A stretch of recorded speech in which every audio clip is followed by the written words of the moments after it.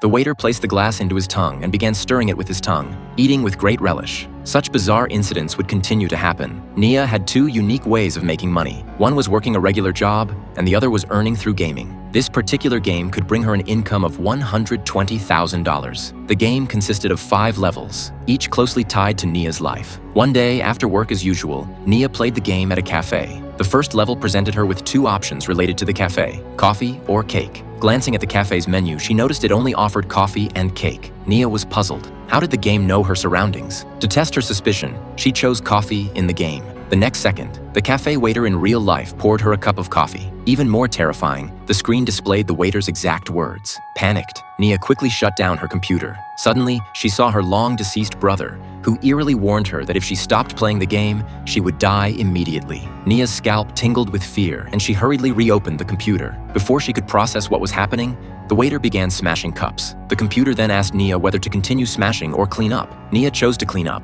but to her horror, the waiter cleaned up by eating the broken glass. The game only showed level passed after the waiter finished. The next day, Nia found Andy and recounted her terrifying experience. However, Andy didn't believe her. With a heavy heart, Nia returned to work. At 2 a.m., she received a call from her mother, who tearfully said a large rat was attacking her at home. Nia thought her mother's depression was acting up and tried to calm her. But then, the game automatically started, displaying the exact scene her mother was in. Every choice Nia made determined her mother's life or death. It was horrifying. With tears in her eyes, Nia completed all the choices, ultimately forcing her mother to jump off a building to save her life. When Nia returned home, she confirmed all the misfortunes her mother had endured. This incident made Nia fully realize the game's terrifying nature. Nia took photos of all the evidence and went back to Andy's house, hoping to convince him. This time, Andy believed her and offered to analyze the game's data on his computer. But at 2 a.m., the game started again. Just like before, Andy's words and expressions appeared on the screen as if scripted. The game asked Nia if she needed Andy's help. Having learned from her previous experiences, Nia understood the danger of involving others and chose to decline.